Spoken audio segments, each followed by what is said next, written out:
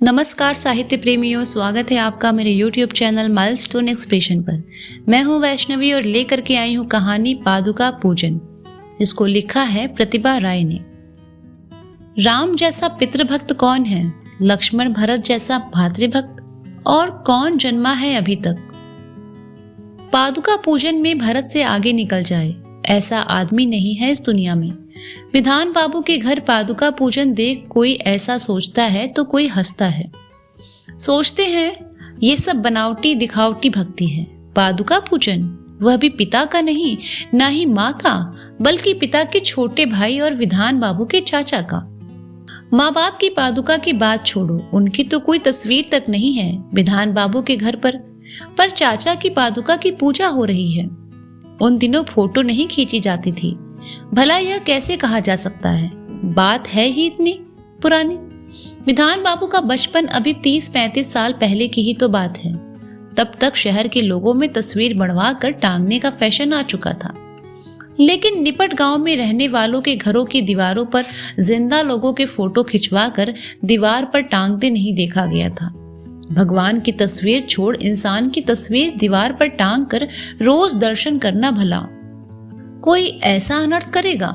एकाध लोगों की तस्वीर और भगवान की तस्वीरें टांगी जाती जमींदार साहूकारों की दीवारों पर।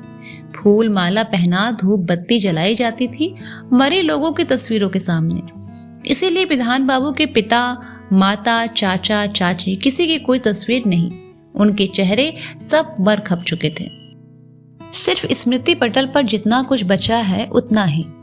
आज विधान बाबू के घर में फोटो खींचने का फैशन दिन प्रतिदिन इस कदर बढ़ता जा रहा है कि खाना खाकर हाथ धोते समय की भी फोटो खींची जाती है।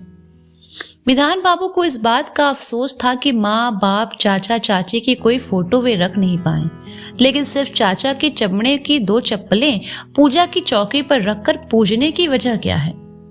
विधान बाबू के घर का पादुका पूजन बंधु बांधवों के बीच चर्चा का विषय बन गया था। इसका मतलब ये नहीं था कि विधान बाबू चाचा के प्रति अपनी भक्ति का प्रचार कर रहे थे, बल्कि विधान बाबू ने अपने शयन कक्ष के एक कोने में रखी चौकी पर मखमल का एक लाल कपड़ा बिछाकर उस पर चमड़े की 2 पुरानी चप्पलें रखी हुई हैं। उन पर चंदन के छींटे सूख चुके हैं। हर साल चाचा का श्री बदन चंदन और धूप से पूजते हैं। जो लोग विधान बाबू के निकटतम बंधु बांधव हैं, उन्होंने विधान बाबू में महज पितृपुरुष के प्रति अगाध भक्ति का ही नमूना पादुका पूजन में नहीं देखा। करुणा का एक विचित्र रूप भी देखा है। कोई कुछ मदद मांगने आता तो पहले वह उसके पेट पीठ की ओर न देख उसके पैरों को देखते हैं। एक लंबी सांस छोड़ते हैं। कुछ मदद करे या न करे पूछते हैं, तुम्हें एक जोड़ी चप्पल चाहिए, क्या मेरी चप्पल लोगे, या फिर रुपए देता हूँ, एक जोड़ी चप्पल खरीद कर पहन लेना, देखो तुम्हारे पैर कितने जलते हैं। बहुत तकलीफ होती होगी गर्मियों में गर्म रेत पर, पक्की सड़कों पर। रोगी, भिखारी, गरीब, छात्र और मदद मांगने के लिए आने वालों तथा व्यसक अभावग्रस्त रिश्तेदारों को उन्होंने नई चप्पलें खरीद कर दी हैं। पूछने पर कहते हैं सिर्फ अन्नदान या वस्त्रदान ही पुण्य कार्य नहीं, गर्मियों में जाड़ों में पादुका दान करना महान पुण्य है। मेरे बचपन में चाचा ने एक बार कहा था, चाचा पिताजी की तरह बुद्धिमान नहीं थे, जिस काम में भी हाथ डालते वह डूब जाता। पिताजी का काफी पैसा डूब गया चाचा के हाथों। क्रमशः चाचा निकम्मे साबित हुए। चाचा का परिवार खेती बाड़ी संभालना संयुक्त परिवार था। कोई एक निकम्मा भी हो जाए तो भूखा नहीं रहता था, किंतु विधान ने चाचा को कभी निकम्मा नहीं समझा। चाचा जितना काम करते हैं संभवतः घर में उतना काम और कोई नहीं करता। चाची के जिम्मे चूल्हा चौका है। उनके जीवन का सारा समय बीत गया रसोई घर में। खा पीकर चौका बर्तन समेटते समेटते आधी रात हो जाती है। चाची की कमर जकड़ जाती, सुबह उठ नहीं पाती। विधान ने कितनी बार देखा है चाचा को चाची के पैर दबाते, घुटनों पर मलहम मलते। कहते हैं वह सब जोरू के गुलाम का काम है, लेकिन विधान जानता है कि चाचा जोरू के गुलाम नहीं है। ऐसा हुआ होता तो इतने बड़े संयुक्त परिवार की नींव डोल गई होती। चाची की तबीयत का ध्यान चाचा नहीं रखेंगे तो कौन रखेगा। चाची सारा काम निपटा कर माँ के पैर दबा देती। चाची छोटी बहू जो ठहरी, चाची सुबह जल्दी नहीं उठ पाती, इसीलिए चाचा सुबह से चूल्हे के पास जाकर एक पतीला चाय चढ़ा लेते हैं। घर के सभी लोगों, यहाँ तक कि नौकर चाकर सबको चाय देते हैं। उसके बाद बच्चों का नाश्ता, सूजी, साबूदाने की खीर तथा औरतों के पखाल, पानी मिला भात खाने को सब्जी या भुजड़ी बनाते हैं। चाची कमर दर्द के कारण देर से नहाती है। बिना नहाए धोए रसोई में कैसे जाएगी? चाचा निकम्मे कहलाने पर भी पुरुष हैं। वे बिना नहाए धोए रसोई में घुस सकते हैं, सब्जी भुजड़ी बना सकते हैं। शादी विवाह व्रत त्योहार के समय चाचा दिन रात बैठे खाजा, मालपुआ, बूंदी बनाते हैं। इस काम में वे दक्ष हैं। चाची भी चाचा की तरह इतने स्वादिष्ट व्यंजन नहीं बना पाती। चाचा पूरी दोपहरी खेती बाड़ी का काम देखते हैं। शाम के वक्त बच्चों को इकट्ठे करके कहानी सुनाते हैं ताकि खाना बनने से पहले कोई ऊँघने न लगे। इन सब के अलावा बंधु बांधवों की आवभगत, ठाकुर बाड़ी संभालना भी चाचा का ही काम है। गाय बैल को समय पर पानी पिलाना, सानी करना, गोबाड़ा ठीक से साफ हुआ है या नहीं देखना चाचा का ही काम है। सभी दूध, दही, घी खाते हैं, पर गोबाड़ा दुआर कोई नहीं देखता। तलैया साफ करवाना, नारियल के पेड़ झड़वाना, किससे क्या लेन देन करना है, सब आसानी से करते हैं चाचा। लेकिन ये सब काम पुरुष के लिए कम में नहीं गिने जाते। जिस काम से 2 पैसे न मिले उसे भला काम में कौन गिनता है। चाचा बच्चों को खूब चाहते थे। मंदिर पर कबूतर बैठने की तरह बच्चे चाचा के कंधे, पीठ पर चढ़े रहते। 2 कंधों पर 2 बच्चों को बिठाए चाचा को बाहर घूमते देखना रोजाना का दृश्य था। पीठ पर चीनी बुरा बनाए घूमेंगे बड़े बच्चों को। हालांकि बच्चों में उन दिनों के विधान और आज के विधान बाबू से चाचा के सबसे प्रिय। विधान बचपन से ही शांत और शिष्ट है, पढ़ाई में मन लगाता है। मास्टर जी की बेंत उस पर नहीं पड़ती, हर कक्षा में फर्स्ट। इसलिए विधान है चाचा के गले का हार। हमेशा विधान विधान करते रहते हैं। पहले विधान फिर विराज। यदि पहले विराज को पूछते फिर विधान को तो लोग कहते चाचा ने पक्षपात किया है। पर विधान पहले विराज पीछे होने के कारण लोग चाचा को कहते देवता समान। अपने बेटे को पीछे करके भाई के बेटे को आगे रखा है। अपनी बदमाशी के लिए विराज को चाचा से अक्सर डांट पड़ती। विधान को हमेशा वाहवाही और शाबाशी। शायद इसलिए विराज अधिक बदमाशी करने लगा। विराज दिन प्रतिदिन बिगड़ता चला जा रहा है। उसके चेले बने हुए थे अन्य सभी भाई। विधान को माइनर कक्षा की छात्रवृत्ति परीक्षा देने के लिए 5 मील दूर हरिपुर स्कूल जाना था, पर जाए कैसे? गाड़ी मोटर नहीं चलती थी उन दिनों। चाचा को साइकिल चलानी नहीं आती थी। पिताजी को साइकिल चलानी आती थी, पर कचहरी का काम छोड़कर वे नहीं जा सकते। चाचा ने कहा, कोई चिंता नहीं, विधान कमजोर है, चल नहीं सकता।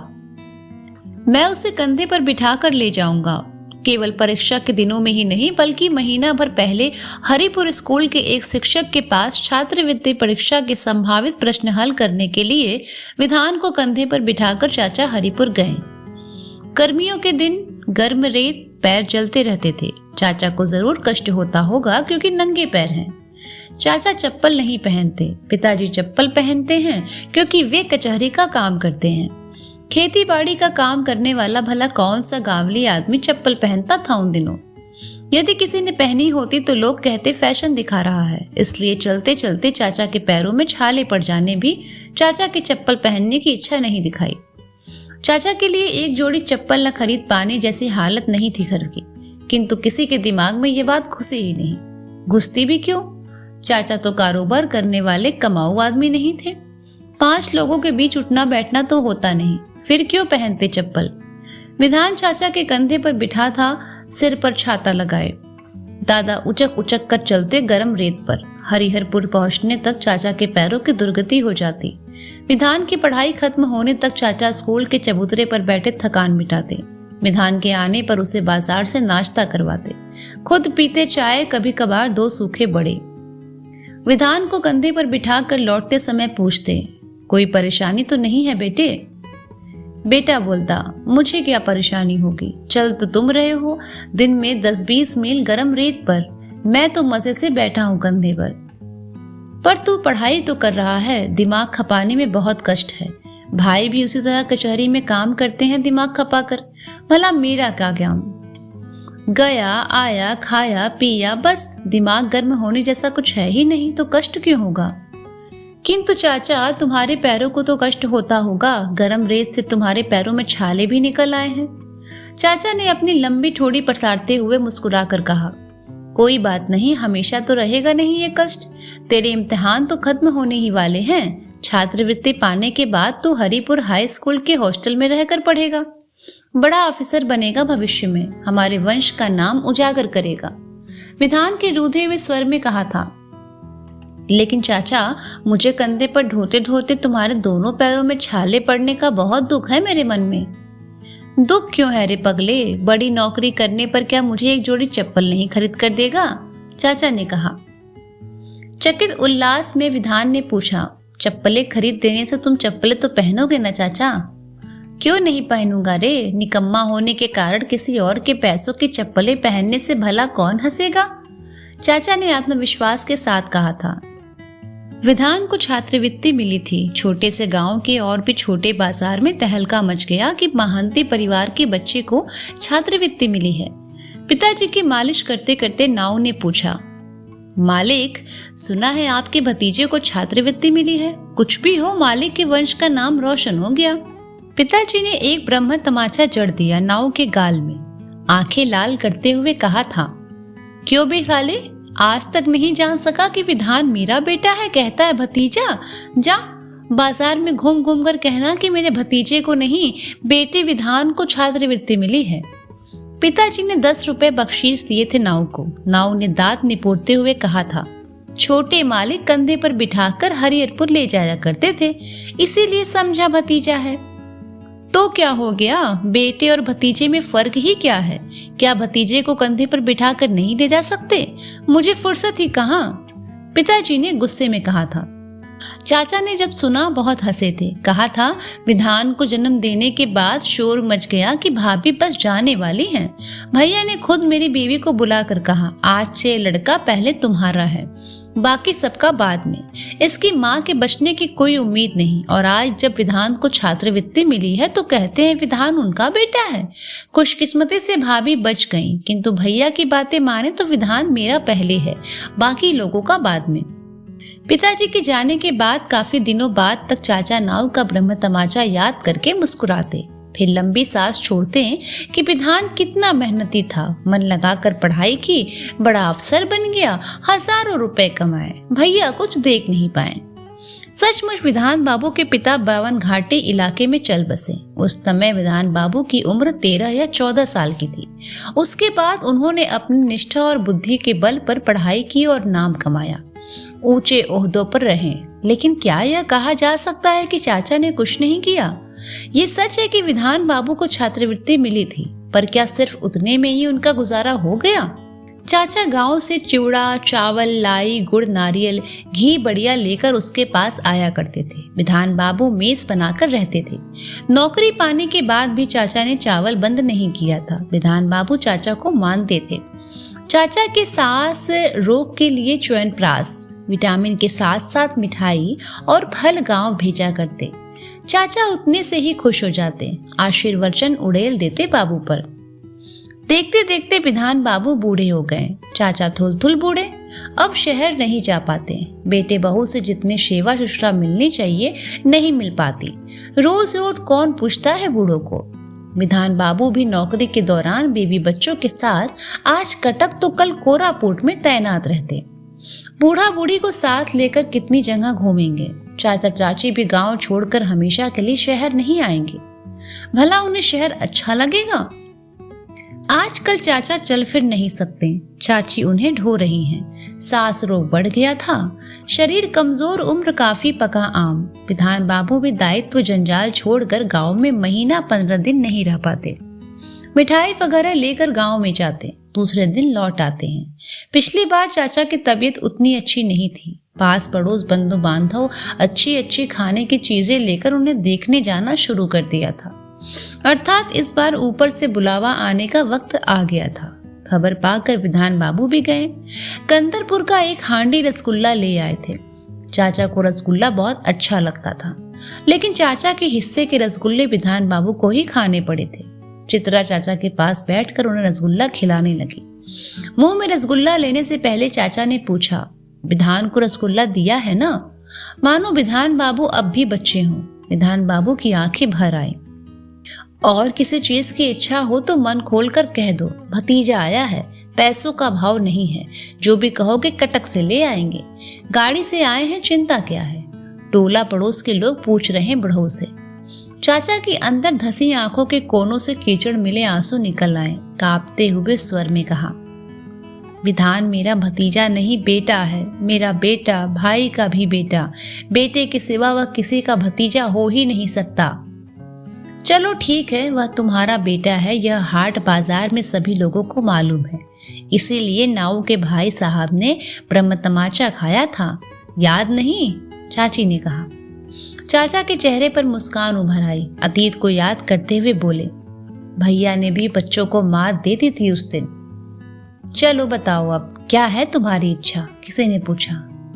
इच्छा? हाँ, बहुत दिनों से एक इच्छा थी, एक जोड़ी चप्पल पहनने की। भैया जैसा मैं नहीं बन सकता, पर उनकी तरह एक जोड़ी चप्पल पहनकर चलना चाहता था। विधान ने कहा था, बचपन की बात है, शायद भूल गया, वरना क्या वह मामूली चप्पलें नहीं खरीद सकता था? अब क्या करूंगा? पैर फूलकर इतने मोटे हो चुके हैं, अब चप्पल नहीं घुसेगी। संभव है सूजन कम हो जाए, वैद्य ने तो कहा है। चाचा की बातें सुनकर विधान बाबू का मन भीतर से करोड़ गया। सचमुच वे चाचा के पूरे जीवन काल में उनके लिए एक जोड़ी मामूली चप्पल तक नहीं ले सकते। विधान बाबू ग्लानि से उदास हो उठे। ऐसा नहीं था कि वे चप्पल खरीदने की बात भूल गए थे, भला कैसे भूलते? चाचा के कंधे पर बैठकर परीक्षा देने की बात, छात्रवृत्ति पाने की बात भला कैसे भूल सकते थे? लेकिन उन्होंने कभी सोचा तक नहीं था कि चप्पल पहनने की अभिलाषा उनके मन में लगातार बनी रही। सोचा था चाचा ने बच्चे के दिल बहलाने के लिए ऐसा कहा होगा। यदि चाचा के मन में सचमुच ऐसी कोई अभिलाषा थी तो चाचा ने कम से कम विधान बाबू या चित्रा को याद क्यों नहीं दिलाई?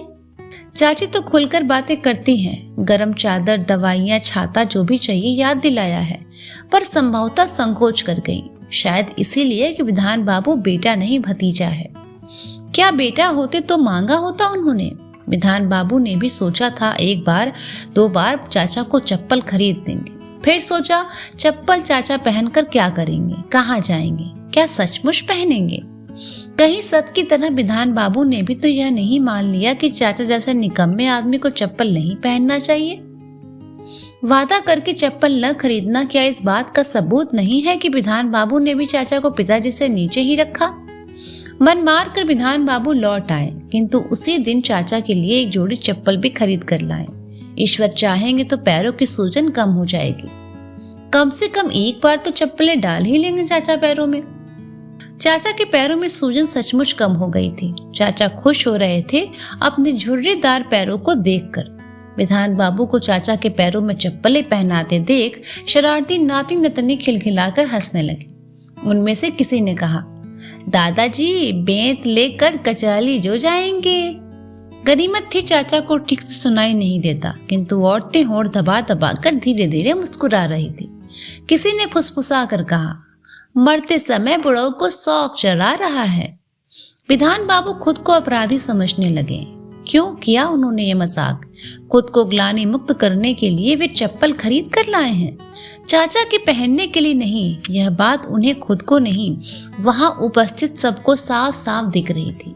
क्या जरूरत थी मौत के मुंह में जाते चाचा के लिए चप्पल खरीद कर लाने की? चाचा चल बसे।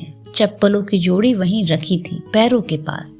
मरते दम तक कहते रहे, उन्हें वहीं रहने दो, मेरे विधान ने खरीदी है। शायद फिर उठकर चलने लगूं। काश विधान की खरीदी चप्पलें पहनकर चलने के लिए ही भगवान मुझे जिला दे। मरते समय बहुत बेचैन हो उठे थे जीने के लिए। विधान बाबू की खरीदी चप्पलों में इतनी शक्ति कहाँ थी कि वे चाचा की लौटती गाड़ी को रोक सके। चाचा के क्रियाकर्म के बाद विधान बाबू चाचा की वे चप्पलें सिर से लगाकर बगल में दबाकर वहां से ले आए, जिन्हें सिर्फ एक बार चाचा के पैरों का स्पर्श मिला था। 14 वर्ष के बाद लौट आने का वायदा भरत से किया था रामचंद्र ने। चाचा ने ऐसा कोई वायदा नहीं किया, लेकिन उदास गर्मियों में धूं दोपहरी में जब धरती जल रही होती है, चाचा उन्हीं चप्पलों को पहनकर थप थप करते विधान बाबू के सीने पर चल रहे हैं।